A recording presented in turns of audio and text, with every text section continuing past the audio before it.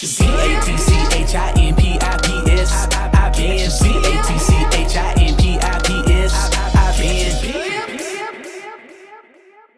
Hey, it's your man Charlie P. Today, it was a hammer time setup. So I'm gonna break this down for you real quick. And just a quick note, the last like 1 or 2 minutes of this video will self-destruct. I'll leave it up to the end of the year.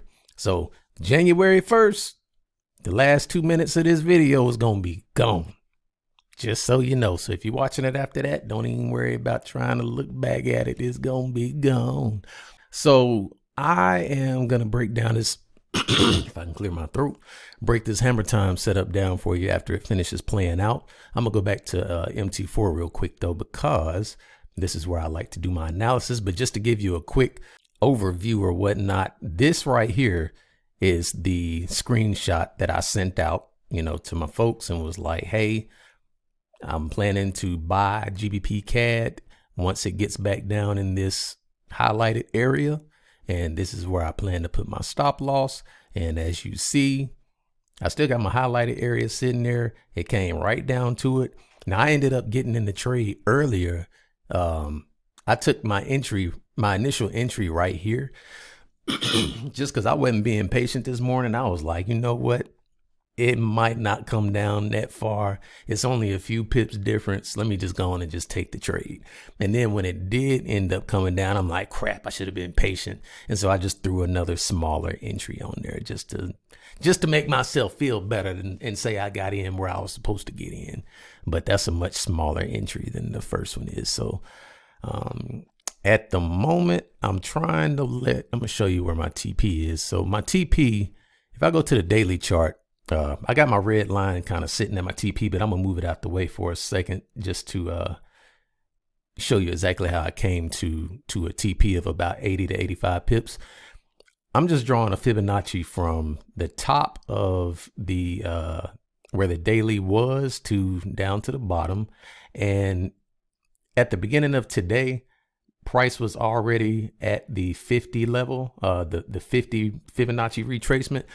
I don't trust the 50 retracement level. To me, it's either 38.2 or 61.8. Those are the two that I mess with. And so since it was right there, I'm like, you know what? It's probably going to go up to the 61.8 Fibonacci level. And that also coincides with this little opposing wick right here on this. Well, my little box just got jacked up. My little this opposing wick right here on this bear candle. And so those two things, when I saw that, I'm like, oh yeah. And then even if I go down to H4, same thing. You got a clear zone, that's coming right here where this, it just makes sense. And so that's why I was like, all right, I'm just going to put a line right on that fib level, somewhere along those lines. When it hits that 61.8 Fibonacci level, then I'm going to be up out of there. But I'll check back in a little bit. Hopefully TP will get hit. Y'all know what, man? It's getting real close. I think it's going to retrace before it hits my my area. I'm going to go ahead and take this money off the table once it gets back above 10K, because it was just above 10K a second ago. There we go. All right, I'm going to go ahead and just take that. That way, if it retraces, I can get back in, because it might retrace back down to on H1. Oops, why is it not grabbing that? Here we go. So on H1, we have a level here, just going off of this opposing wick right there. I could see it retracing back down to that and then shooting up to finish the remainder of the day, especially since M15 is close to the bands right here. It might go ahead and go up and, hit my TP area, and that's fine. I mean, either way, like at least that's 10K taken, so cool.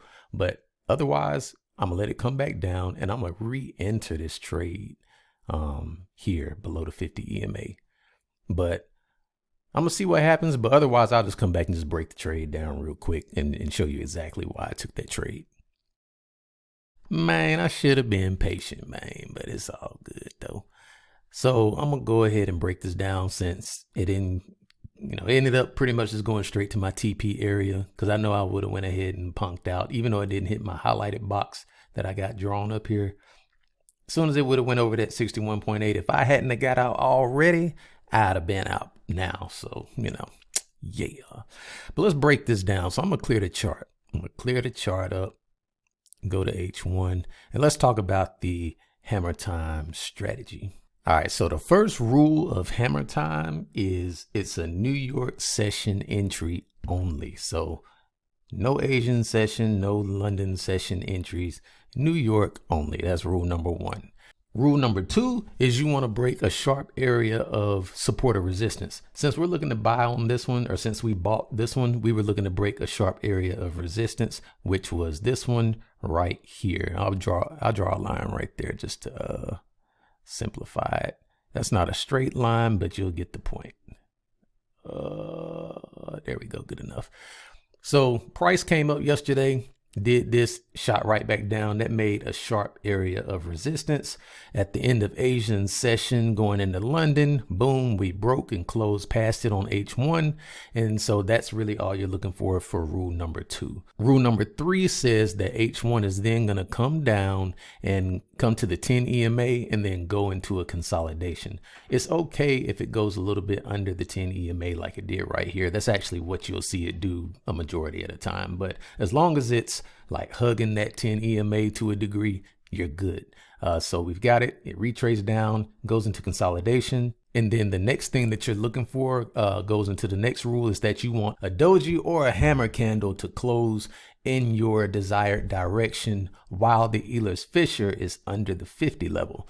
So, and this is just a little tip. Normally, it'll be the second hammer candle. Like, it's going to kind of give you a hint. Like, this first bullish doji candle is like your hint. Like, it might be about to do hammer time. Then it's going to give you a opposite candle, and then it's going to give you another candle that looks, that's another bullish one. So the first one, like I said, it's usually going to be the second one. I would never take it off of the first hammer candle. I don't even know if this one met the rules. Was this one while the Ehlers Fisher was under the 50? Oh, it was. Yep, sure was. So this one was outside of my trading hours, though. I only trade during certain hours of the day, and this one was outside of my trading hours. But this candle right here is where I was actually looking to take the trade. Once it closed, I was like, okay, now I got what I need, because this is during my trading hours, during my New York session, allowed entry times, I guess, if you want to call it that. And then, after that, you just go to the 15-minute time frame. Like, once you get that hour to close the way you need it to close, and it closed as a bullish doji or a hammer while the Ehlers Fisher, which is this bold green line, while this is under the 50 level, then you go to the 15-minute time frame because all the rules are met, and then you just enter under the 50 EMA. Now, as you saw earlier, I showed this screenshot that, which is what I actually put in a group. You could have got in anywhere under the 50 EMA. The reason I had this highlighted is because in my mind, this is probably going to do a head and shoulders pattern, an inverted head and shoulders, where the market just likes to move in certain patterns, and head and shoulders is a pattern it moves in very often. And so I anticipated it doing that. And so that's why I had my highlighted box drawn down here. But I was like, you know what? This long move right here just kind of made me nervous, where I was like, I don't know if it's going to come down a third time on this side when it already did this long move right here, plus 1, 2. So it might just go on and shoot up. That's why I went ahead and just said, you know what, forget it. I'm going to go on and just enter this, enter the trade, just in case it don't come down here, because that's only like 5 pips difference. I can stomach, 5 pips. If I take the L, it's extra 5 pips, whatever. But as you saw, the trade did end up coming down and doing that head and shoulders pattern. Even though I jumped in early, but I took an additional entry, as you saw as well earlier, and then it took off, and it took off straight to our 61.8 Fibonacci level. But that, in a nutshell, is why I took that trade. It was a perfect hammer time setup. There was another hammer time setup actually last week. It wasn't as good as that one, but on GU last week, if you look right here, this is just another quick example of a hammer time setup that I can show you, where price came up, it made a sharp point. And the reason this one wasn't as good is because the sharp point that was made wasn't as obvious as the one we saw today. But essentially, this is what you had. You had a sharp point right here in the Asian session in London. Price broke through that. It came down under that 10 EMA, or on the 10 EMA, however you want to look at it. And it started consolidating a little bit. Here was our first bullish doji candle. Remember how I told you it's going to give you like a hint first. So this is that first doji or hammer candle. This is a hammer candle actually. This is the first hammer candle that was kind of like a hint, like, hey, you might be about to get a hammer time set up. It kept consolidating. Here was the second hammer candle or doji, and that one happened. If I put a crosshair over there and you look down, you see the Elish Fisher was definitely below the 50 level when this candle closed. We look down here, that green was under that 50 level. Cool. So as soon as this candle closed, the way that one looked on the 15-minute time frame, I actually only took this trade on my personal account though. Let's see. Because like I said, it wasn't as pretty as them other ones. This one, so yeah, this one you would have got in pretty much about like right here. By the time I actually saw this setup and realized like, crap, that's a hammer time. I actually ended up getting in like right here. I think when this red candle was coming down, I got in under the 50 EMA right there. So, and then rode it up and ended up taking like 40 pips or something like that off of that one. But so yeah, hammer time, man.